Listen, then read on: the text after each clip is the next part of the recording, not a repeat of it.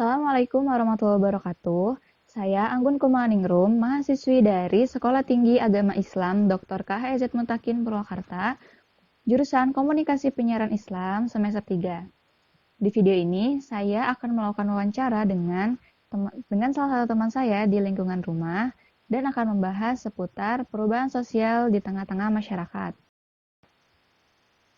Adapun tujuan dibuatnya video ini dan dilakukan wawancara ini yaitu untuk memenuhi tugas ujian akhir semester mata kuliah pengantar sosiologi yang diampu oleh Ibu Elis Jamiatus Salamah, MA, MUD. Di sini saya sudah bersama teman saya, Salsa. Silahkan untuk memperkenalkan diri. Halo, nama saya Salsabila Fatahril. Saya mahasiswa semester 3 dari jurusan Hubungan Internasional Universitas Pembangunan Nasional Veteran Yogyakarta.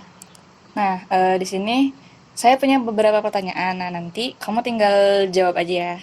Oke. Nah, nggak terlalu banyak pertanyaannya ya, cuman 5. Langsung ke pertanyaan yang pertama. Menurut kamu, apa sih perubahan sosial itu? Menurut aku, perubahan sosial itu adalah perubahan yang terjadi di dalam masyarakat, yang perubahan ini tuh terjadi secara terus-menerus dan memang tidak akan ada hentinya. Jadi perubahan sosial ini terjadi di lembaga-lembaga masyarakat yang mempengaruhi masyarakat itu sendiri, seperti mempengaruhi sikap, nilai, dan pola perilaku masyarakat. Kita lanjut ke pertanyaan kedua ya. Nah, faktor apa aja yang menyebabkan perubahan sosial tersebut di masyarakat? Jadi dalam perubahan sosial yang saya ketahui itu ada dua faktor. Ada faktor internal dan juga ada faktor eksternal. Faktor internal itu adanya dari perubahan masyarakat itu sendiri, adanya perubahan sistem, adanya penemuan baru di dalam masyarakat, konflik dalam masyarakat, dan lain-lain. Dan faktor eksternalnya itu ada faktor dari seperti contohnya bencana alam, kerusakan lingkungan, adanya perang atau bentrok dari masyarakat lain. Seperti itu. Oke, kita lanjut ke pertanyaan selanjutnya ya. Pertanyaan ketiga, apa sih dampak positif pada perubahan sosial di masyarakat? Dampak positifnya itu yang pertama adanya tatanan baru dalam masyarakat yang memang karena ada tuntutan zaman maka ada tatanan baru yang mungkin lebih baik. Terus yang kedua banyaknya lembaga-lembaga yang muncul akibat dari inovasi dan lembaga-lembaga tersebut itu lebih milenial gitu dan kekinian. Terus adanya munculnya banyaknya teknologi dan juga ilmu pengetahuan yang sangat kreatif dan juga inovatif tentunya.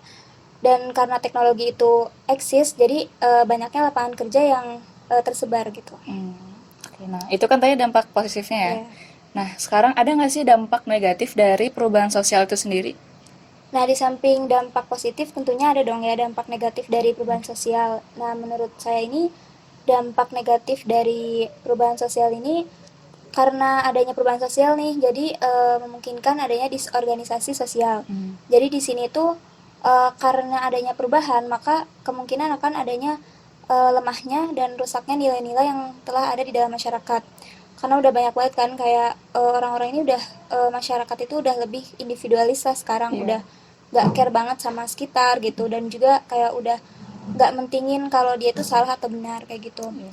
Dan terus adanya culture shock di dalam masyarakat kayak karena adanya budaya baru nih yang masuk maka banyak tuh masyarakat yang kayak kaget gitu ini budaya apa dan mungkin memungkinkan ini bentrok dalam masyarakat kayak gitu dampak negatifnya. Oke.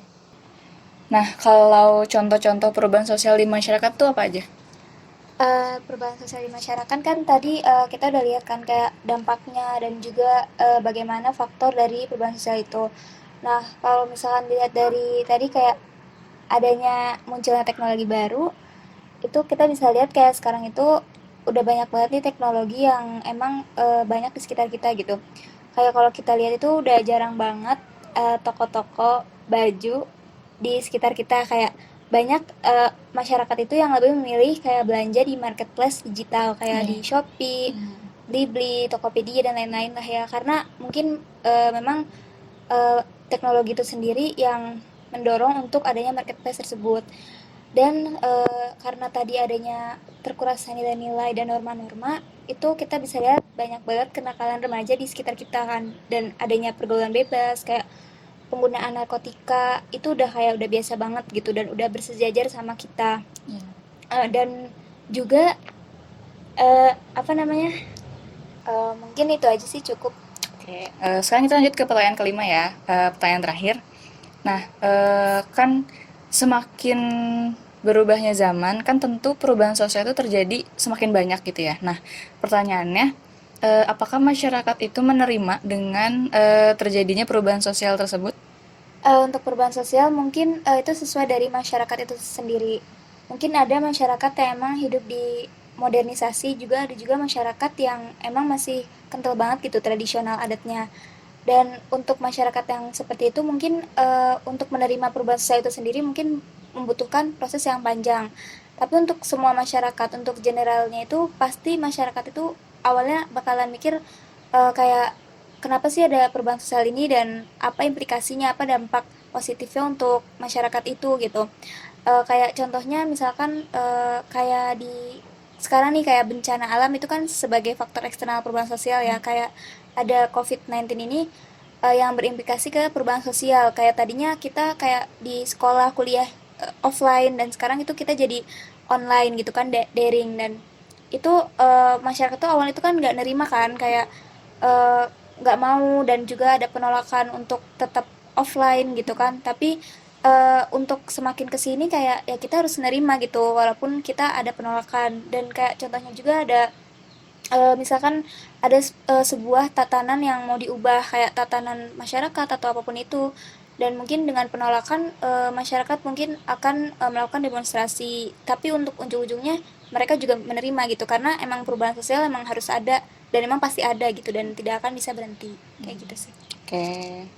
Oke, mungkin cukup ya untuk wawancara kita kali ini karena pertanyaannya juga sudah habis.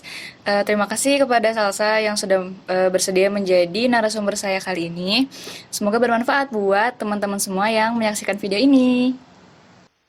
Setelah dilakukannya wawancara tadi, tentunya akan didapati hasil atau kesimpulan dari wawancara tersebut, yaitu yang pertama, perubahan sosial adalah perubahan dalam masyarakat yang mempengaruhi seperti sistem sosial, nilai, ataupun sikap masyarakat, dan lain-lain. Kemudian yang kedua, terdapat dua faktor yang menyebabkan terjadinya perubahan sosial di tengah-tengah masyarakat. Yang pertama, ada faktor internal. Nah, faktor internal ini adalah perubahan pada masyarakat itu sendiri. Nah, contohnya itu terjadinya perubahan sistem ataupun ditemukannya penemuan-penemuan baru di tengah-tengah masyarakat. Kemudian faktor eksternalnya, contohnya itu seperti terjadinya bencana alam ataupun kerusakan lingkungan dan lain-lain. Nah, yang ketiga, pada perubahan sosial tentunya ada dampak positif dan dampak negatif yang ditimbulkan akibat perubahan sosial itu sendiri. Nah, dampak positifnya yaitu terbentuknya tatanan baru di tengah-tengah masyarakat, kemudian munculnya lembaga-lembaga akibat inovasi. Nah, sedangkan untuk dampak negatifnya yaitu terjadinya culture shock di tengah-tengah masyarakat karena masih terdapat masyarakat yang kaget karena masuknya budaya asing yang masuk pada lingkungan sekitar mereka. Nah, yang terakhir, penerimaan perubahan sosial di tengah-tengah masyarakat itu tergantung pada masyarakat itu sendiri dan tergantung pada lingkungan tempat masyarakat itu sendiri berada. Nah, sekian pembahasan mengenai perubahan sosial yang bisa saya bahas di video ini. Semoga video ini bisa memenuhi tugas ujian akhir semester kali ini dan tentunya bermanfaat bagi orang-orang yang menonton video ini. Terima kasih. Wassalamualaikum warahmatullahi wabarakatuh.